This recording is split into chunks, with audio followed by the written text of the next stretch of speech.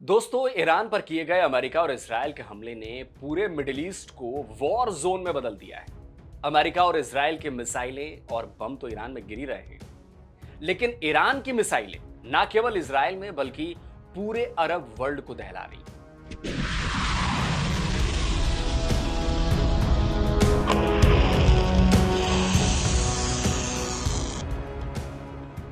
इस मैप को देखिए। एक अकेले ईरान ने कुवैत, इराक, सऊदी अरब, UAE, Bahrain, Qatar, Jordan, Oman और साइप्रस तक को अपनी मिसाइलों और ड्रोन का निशाना बनाया हुआ है। कुवैत में अमेरिका के कम से कम 3 फाइटर जेट क्रैश हुए हैं। सोशल मीडिया और न्यूज चैनल्स पर इन अमेरिकी जेट्स के क्रैश होने के वीडियो खूब दिखाए जा रहे हैं।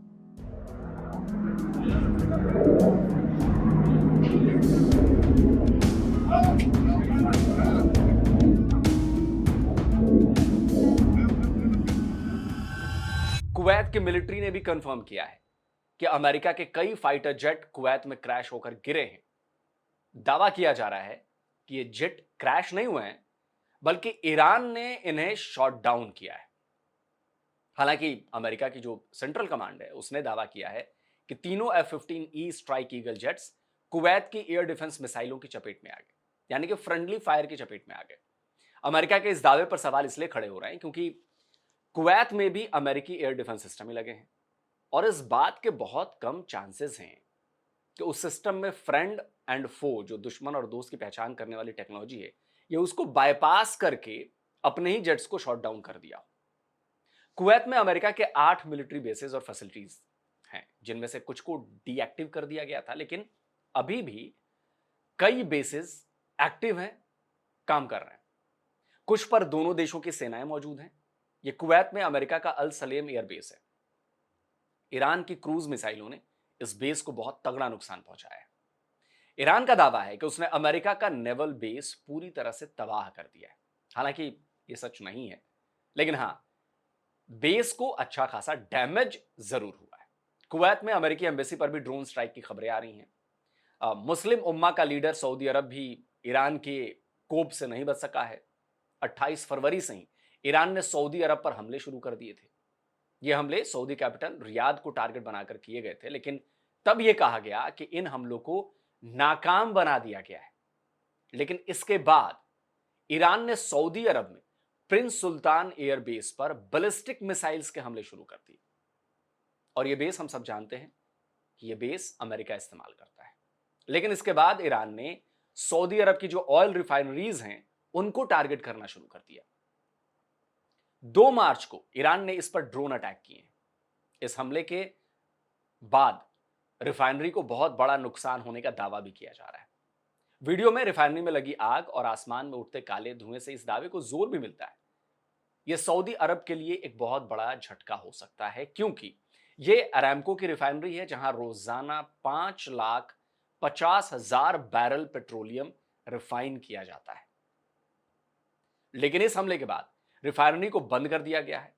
वहीं कतर पर भी ईरान लगातार हमले कर रहा है। शुरुआत में उसने अमेरिका के मिलिट्री बेसिस को टारगेट किया।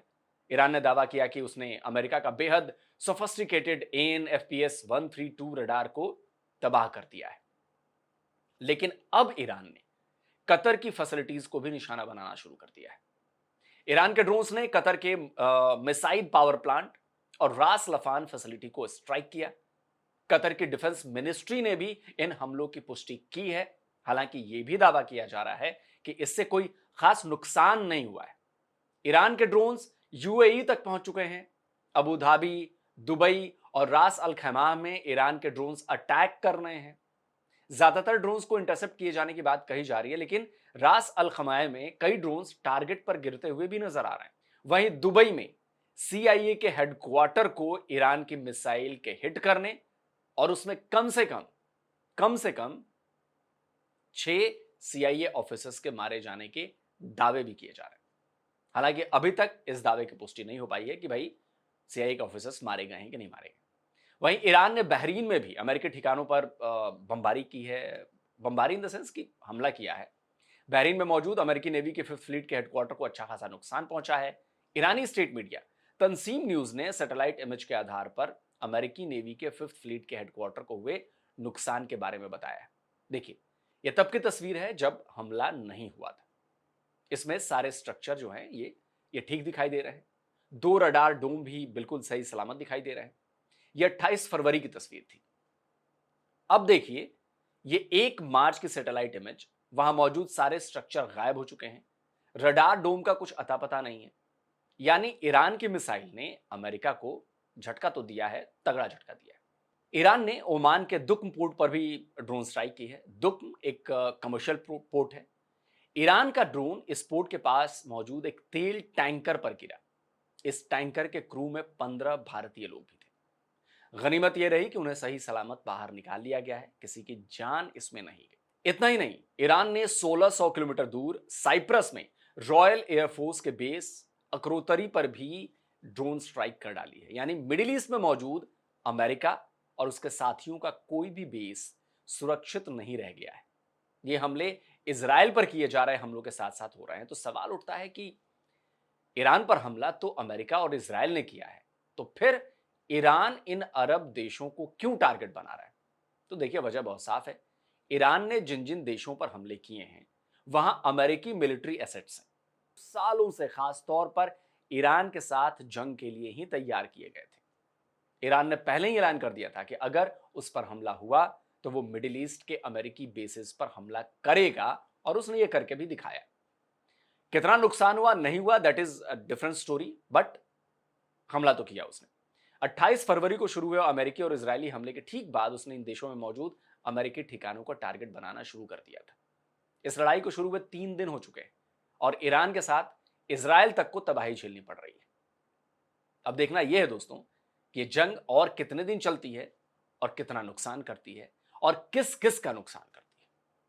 दोस्तों, आज का वीडियो कैसा लगा कमेंट करिए, अपनी राय दीजिए, लाइक करिए, शेयर करिए, और जिन दोस्तों ने अभी तक डिफेंस डिटेक्टिव को सब्सक्राइब नहीं किया है तो भाई चैनल को सब्सक्राइब करें, साथ में बेल आइकन प्रेस करें, और हाँ, ऑल नोटिफिकेशन ऑन करना मत भूलिएगा ताकि हमारे द्वारा अपलोड किए जा रहे हर वीडियो की जानकारी आपको मिलती रहे। जल्द मिलता हूं एक और नए वीडियो के साथ।